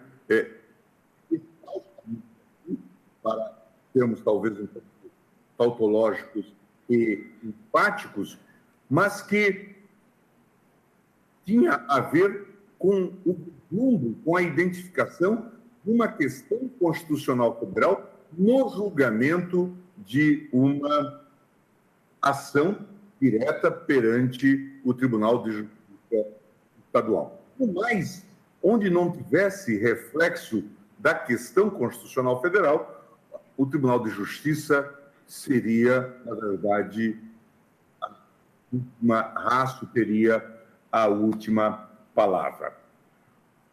Já que falamos de recurso extraordinário, é necessário também lembrar que é possível, perante o Tribunal de Justiça, que o próprio tribunal identifique a norma estadual, parâmetro de controle, na área do constitucionalidade, na ação direta, como uma norma constitucional estadual e incompatível com a Constituição Federal. E, incidentalmente, venha a declará-la inconstitucional em face da Constituição Federal, julgando eventualmente improcedente a ação direta proposta ou prejudicada. Neste caso, claro, também caberá recurso extraordinário para o Supremo Tribunal Federal. Uma outra questão que assumiu algum relevo no debate que se segue sobre a convivência da jurisdição constitucional estadual com a jurisdição constitucional federal é a hipótese de concorrência de parâmetros de controle. Uma mesma norma estadual é impugnada perante a Constituição Estadual, junto ao Tribunal de Justiça. E, em face da Constituição Federal, junto ao Supremo Tribunal Federal. O Supremo Tribunal Federal, nesses casos, entendeu que deveria haver uma ordem de suspensão dos processos. Que o processo do Tribunal de Justiça deveria restar suspenso até que o Supremo decidisse sobre a matéria. De qualquer forma, se isso não ocorre, e se o Tribunal de Justiça declara aquela norma inconstitucional, nós teremos a retirada dessa lei do ordenamento jurídico e, eventualmente, fica sem objeto a decisão do Supremo Tribunal Federal. O mesmo ocorreria também com o Supremo Tribunal Federal, se ele declarasse a inconstitucionalidade da norma, é claro, ela seria retirada do ordenamento jurídico e afetaria o processo do Tribunal de Justiça. Se o Tribunal de Justiça, no entanto, declarar a norma constitucional em face de seu parâmetro de controle, do parâmetro de controle estadual, isto não prejudicará a ação perante o Supremo Tribunal Federal. Então, essas questões estão, de alguma forma, disciplinadas. Eu já toquei nos temas do recurso extraordinário, do surgimento das questões constitucionais, mas temos alguns outros debates que podem ser referidos. Dois deles relevantes. O primeiro, uma pergunta no artigo 125, parágrafo 2º, que autorizou a feitura do controle de constitucionalidade de normas no âmbito estadual, estaria implícita a ideia de uma autorização também do controle de constitucionalidade da União. Se nós acompanharmos as constituições estaduais, nós veremos que todas elas hoje, praticamente quase todas elas, salvo engano, com uma ou outra exceção, tem a autorização para o controle de constitucionalidade da omissão. E se nós olharmos a evolução que deu, inclusive na jurisprudência do Supremo, na convivência da ADIM com a ADO, nós vamos ver que, de alguma forma, a ação direta por omissão é um pouco a derivação também dessa tutela da representação de inconstitucionalidade. E se nós considerarmos ainda que, na caminhada que fazemos a dogmática da omissão, a tendência é ter cada vez menos omissões de caráter absoluto e cada vez mais omissões parciais discutidas. E omissões parciais, na verdade, revelam o quê? Controle de constitucionalidade de norma, ainda que de uma norma com caráter incompleto ou lacunoso ou lacunar. Por isso, eu tenho anotado que, em princípio, devemos entender que o controle da omissão no âmbito estadual está, sim, contemplado no artigo 125, parágrafo 2º. Não há que falar, portanto, em possível ou eventual inconstitucionalidade das constituições estaduais que contemplaram a ação direta por omissão, tal como nós vemos em tantas constituições estaduais. Uma outra pergunta, nesse mesmo nível, nesse mesmo plano, tem a ver com a chamada ação declaratória de constitucionalidade. A pergunta é se o Estado-membro que organizou a sua jurisdição estadual prevendo a representação de inconstitucionalidade, a ação direta de inconstitucionalidade, se ele poderia, hoje, em face da criação explícita da ação declaratória de constitucionalidade, se ele poderia criar a ação declaratória de constitucionalidade. Eu entendo que sim. E entendo que sim porque, desde a origem da representação da inconstitucionalidade, nós temos um manejo da ação declaratória de constitucionalidade. Em verdade, já na origem da representação interventiva, nós tínhamos um modelo de ação declaratória de constitucionalidade. E ao longo dos anos que se sucederam, a partir da emenda 16 de 65, que criou a representação de inconstitucionalidade entre nós, ainda sob a Constituição de 46, nós tínhamos sempre o exemplo de uma mal disfarçada ação declaratória de constitucionalidade nas hipóteses em que o procurador-geral encaminhava o pedido ao Supremo, vindo de alguém, um requerimento que lhe fazia uma autoridade, um partido político, algo representativo, e depois dava parecer em sentido contrário. Isto era uma ação declaratória de constitucionalidade, cujo nome não se pronunciava.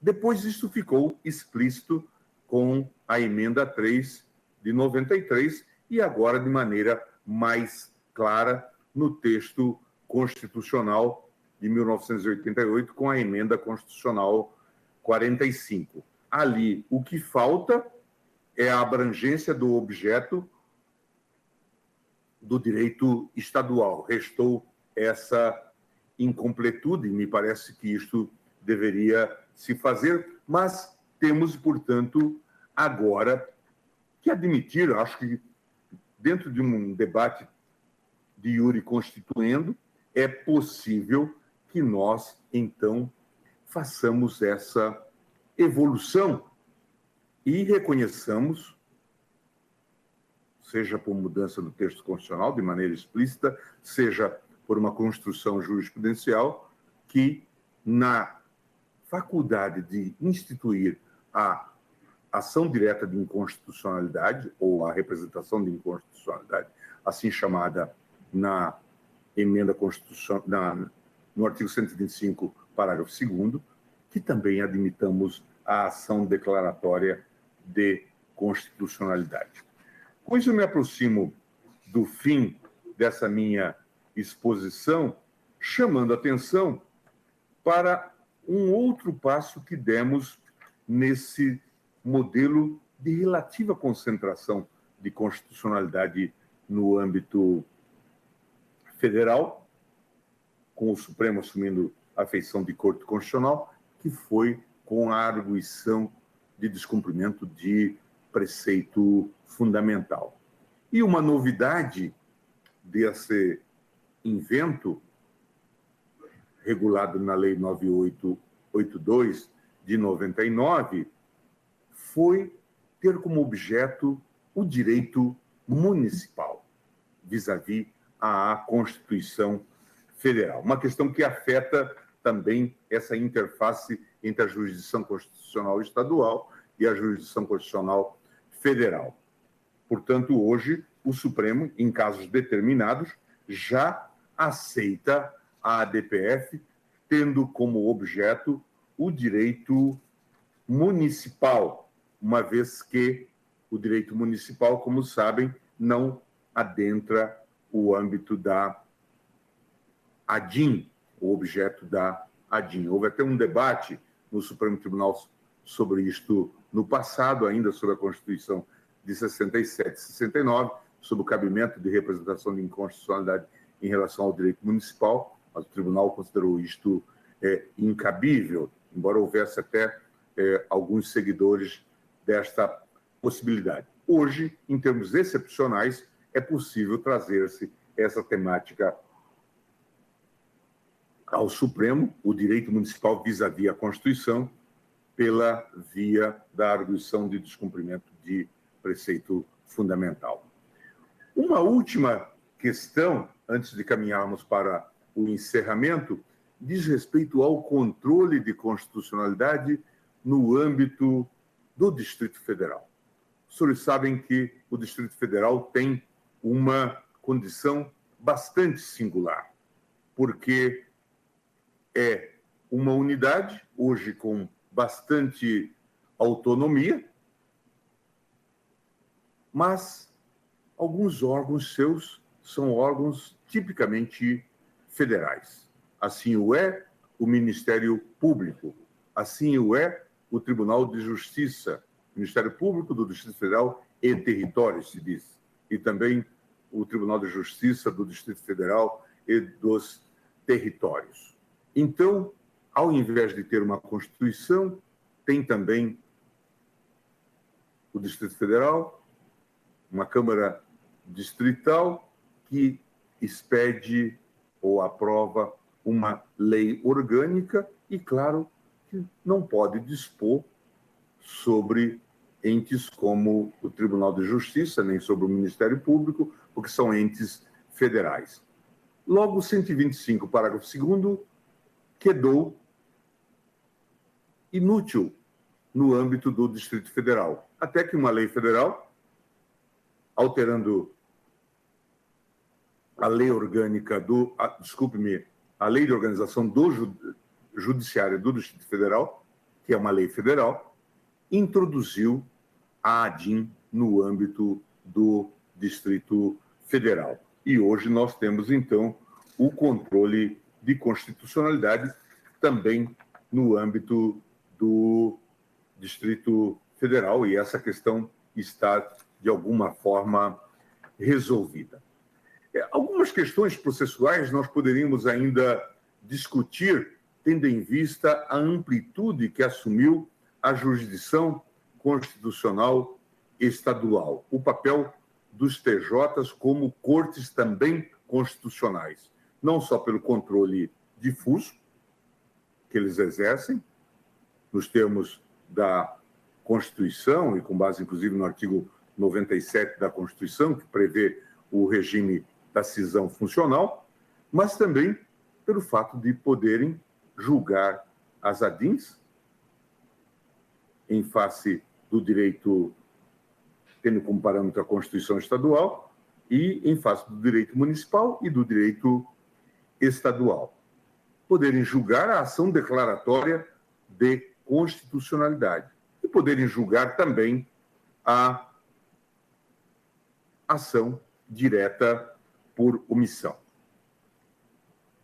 Um consectário que o Supremo reconheceu gradualmente na evolução que fez sobre o controle de constitucionalidade da ADIM, esse processo de feição objetiva, é a eficácia erga omnes da decisão.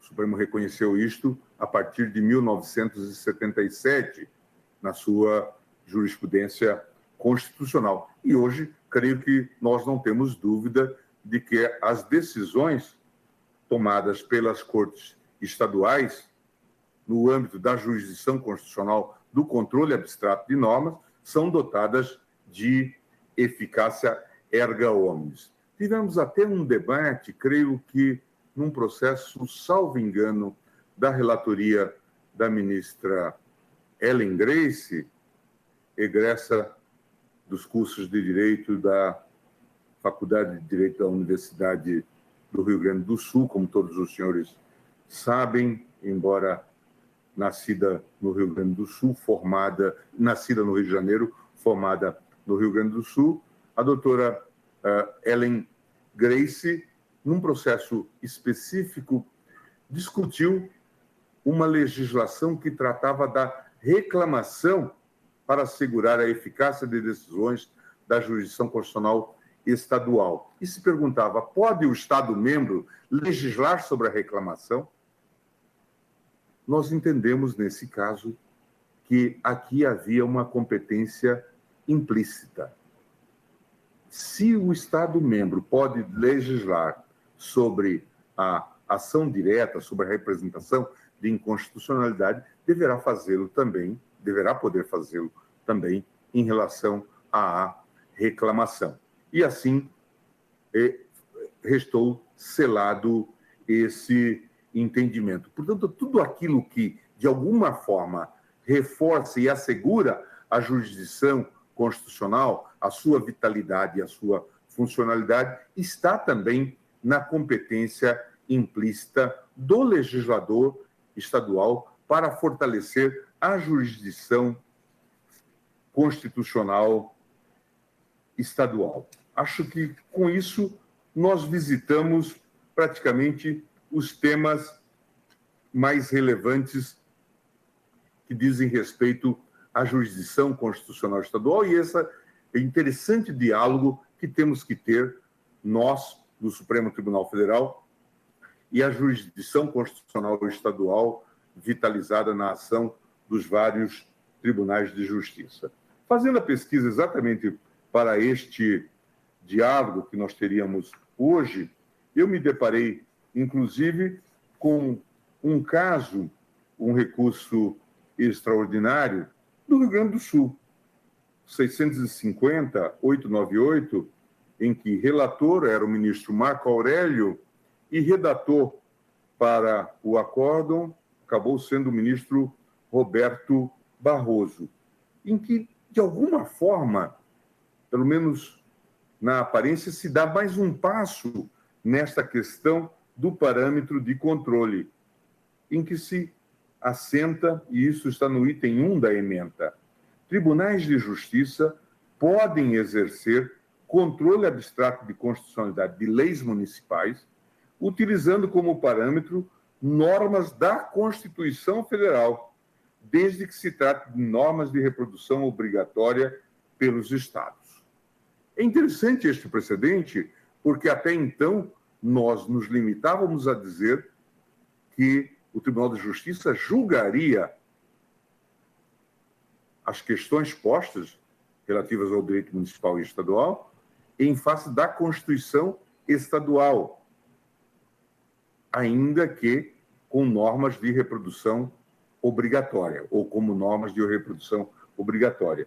Aqui se diz algo mais, de que seria legítimo o Tribunal de Justiça declarar a inconstitucionalidade de lei municipal, porque era disso que se tratava, era uma lei do município de Alecrim, em face de um parâmetro de controle federal, desde que norma de reprodução obrigatória. Portanto, mais uma questão para nós discutirmos nesse novo contexto e uma jurisprudência relativamente recente, faz 2 anos que foi tomada essa decisão.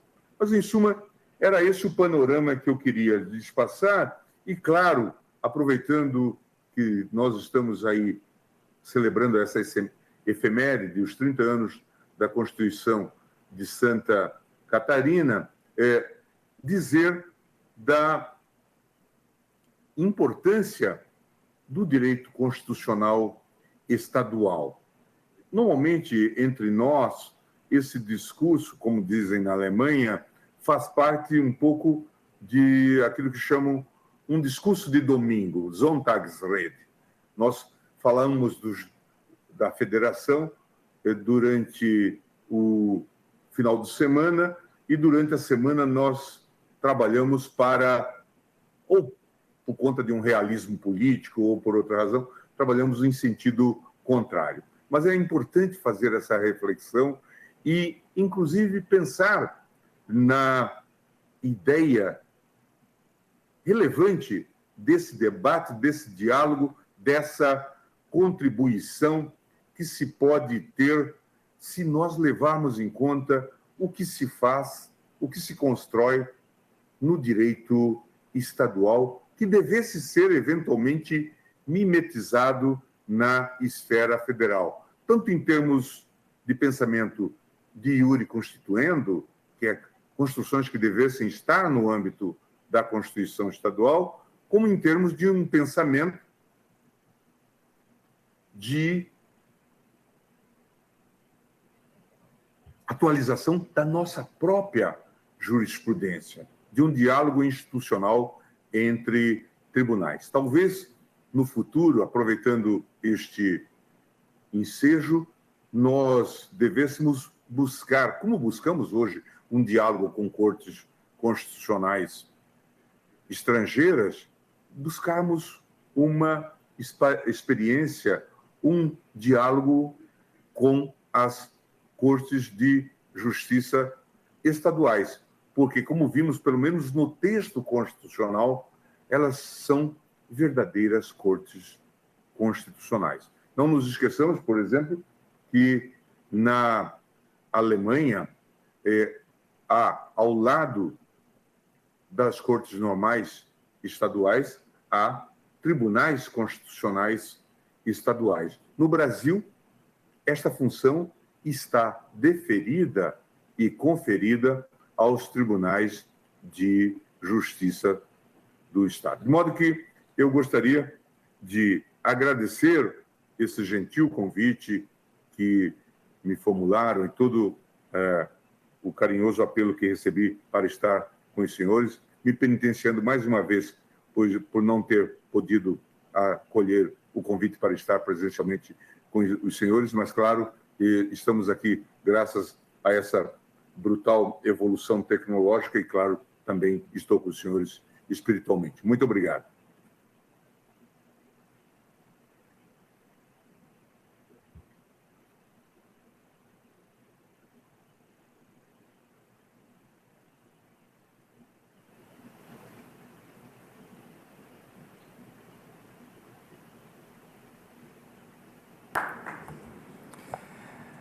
A organização do Congresso Comemorativo dos 30 anos da Constituição de Santa Catarina agradece a distinta contribuição prestada a este evento pelo nosso conferencista convidado, o ministro Gilmar Mendes. Senhor ministro, todos nos sentimos extremamente honrados com a sua participação e agradecemos sua disposição e gentileza em compartilhar conosco seu conhecimento a respeito da jurisdição constitucional. Eu agradeço a presença do Dr. Aulos Eduardo Teixeira de Souza na composição da mesa. Parabenizo o Dr. Rui Espíndola pela concepção e realização do Congresso. Agradeço a presença de todos os conferencistas, cuja qualidade das exposições abrilhantou este evento. Agradecemos especialmente às senhoras e senhores que estão aqui presentes e acompanharam os trabalhos, cuja presença muito honra este evento. E, dessa forma, encerramos o presente painel e realizamos o convite para a última atividade do Congresso, o lançamento do livro do professor Luiz Magno. Uma boa tarde a todos e muito obrigado.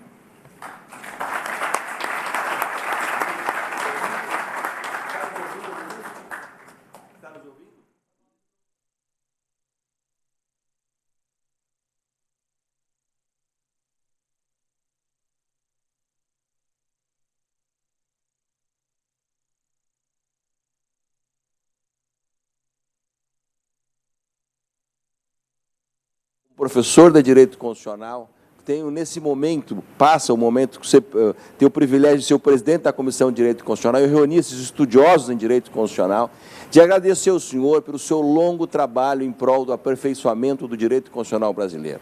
Eu acompanho o seu trabalho desde 1993, o senhor, não sei se vai recordar, quando o senhor desenhou o projeto de emenda à Constituição em 93 para introduzir o efeito vinculante, o senhor mandou a mim, eu morava aqui, era estudante de mestrado, o senhor mandou o projeto para mim, que subscreveu o senhor e o ministro Nelson Jobim.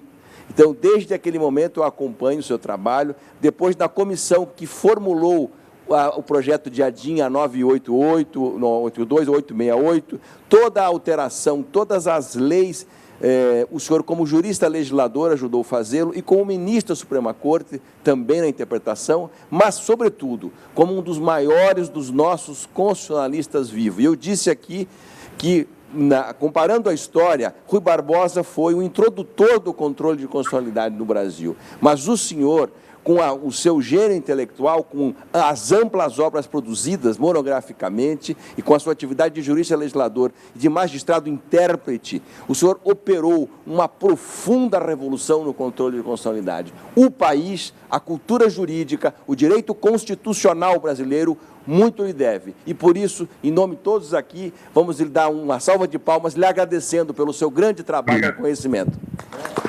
Muito bem. Obrigado. Muito obrigado a todos vocês, muito obrigado, fico muito honrado, Rui, fico muito honrado com o nosso diálogo, que já remonta aí a décadas, e fico muito feliz de que esse trabalho tenha resultado em bons frutos. Muito obrigado. E esperamos, ministro, tanto do senhor quanto dos demais participantes do evento, oportunamente daqui para 90 a 120 dias, o senhor puder mandar uma contribuição sua escrita para a nossa obra coletiva aqui. Vou encaminhar. Um forte abraço de todos aqui. Grande abraço, muito obrigado, muito obrigado. Sim. Como? Na quinta-feira, Luiz Magno, que vai lançar o livro dele agora sobre constitucionalismo, enfim, vai lhe mandar o livro aí na quinta-feira, vai deixar no gabinete o livro dele, Luiz Magno. Tá? Um abraço, ministro. Tudo de bom. Um abraço a todos vocês. Bom final de semana. Obrigado, igualmente. Senhoras e senhores, encerramos, portanto, nossa última exposição aqui do Congresso Comemorativo dos 30 anos da Constituição de Santa Catarina. Convidamos a todos para fecharmos com chave de ouro, que participem do lançamento do livro do nosso professor Luiz Magno, Constitucionalismo para além da Constituição, Permeabilidade, Diálogo e Convergências, que acontecerá imediatamente aqui fora do auditório. Uma boa noite a todos e obrigado pela presença.